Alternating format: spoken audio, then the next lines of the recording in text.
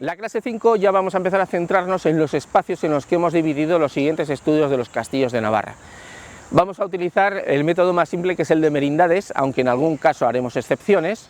pero evidentemente como la merindad va a ser el registro administrativo a partir del siglo XIII en Navarra, pues es un elemento esencial a la hora de comprender las estructuras de los castillos, ya que sus obras nos vienen reflejadas en los registros de cómputos a través de las merindades.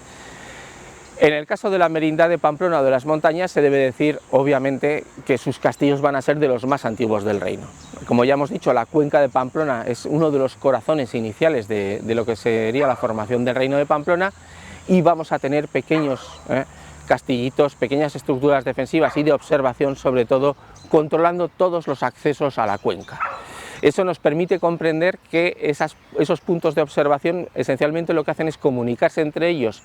y entre otras fortalezas que hay en territorios más avanzados,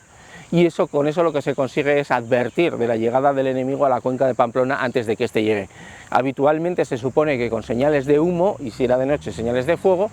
pero podemos hacernos una idea de que si por ejemplo los musulmanes ascienden por el río Aragón, como tenían tendencia en el siglo X, pues desde Gallipienzo o incluso antes habría un sistema de señales que iría advirtiendo a las diferentes posiciones de la llegada de los musulmanes, del ejército musulmán, y esa información llegaría a Pamplona lo antes posible.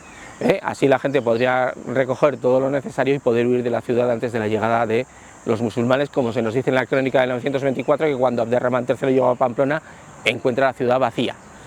Evidentemente la gente había huido una vez que había sido advertida. Tenemos posiciones o castillos históricos de Navarra que son referentes, que todo el mundo los conoce o los ha visitado o ha estado en estas puntas donde había castillos. Orarregui, en la zona suroccidental, una de las puertas de acceso a lo que es Iruña-Pamplona. También estará Garaño. Estudiaremos un poquito la estructura circular de Garaño, porque esos donjones o torres circulares, que son las que permiten hacer lo que nosotros explicamos con un 360 grados, es decir, una visión general desde la altura de 20 o 30 metros que tiene la torre de todo lo que está pasando alrededor. También hablaremos de otros castillos como el de Oro, Aixita, los que están en la Sacana, y luego tenemos dos referentes muy potentes. Por un lado está Tiebas y por otro lado está Irulegui. Tiebas en sí es un palacio, no es un castillo, es un palacio que ordena construir Teobaldo II durante su reinado ya a mediados del siglo XIII,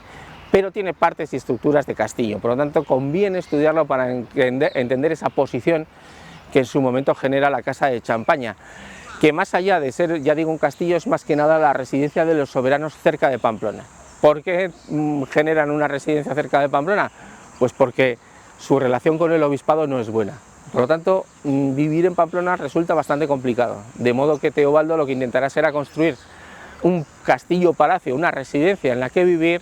estar a pocos minutos a caballo de Pamplona, pero no tener que aguantar al obispo, así de simple y de literal. Además, Tiebas se convertirá en su momento en el archivo de Navarra. La documentación se guardará ahí, buena parte de la documentación del reino, porque está un poco dispersa, pero la parte esencial estará en el castillo de Tiebas, por lo menos hasta el siglo XIV, cuando Tiebas se ha incendiado. Entonces esa parte también la iremos estudiando. Por último, Irulegui, aunque es un castillo de la merindad de Sangüesa, al estar dentro de lo que es el corazón de Navarra, de la cuenca de Pamplona, lo que vamos a hacer es hablar de él en esta fase. Además es un castillo trabajado por la Sociedad de Ciencias Aranzadi, en el que tenemos muchísima documentación, las excavaciones nos permiten comprender perfectamente la estructura del castillo, y además se han realizado una serie de tomas visuales, imágenes en torno a lo que ha sido la evolución de las excavaciones, que nos permitirán entender cómo vuelve a aparecer un castillo medieval en la Navarra del siglo XXI.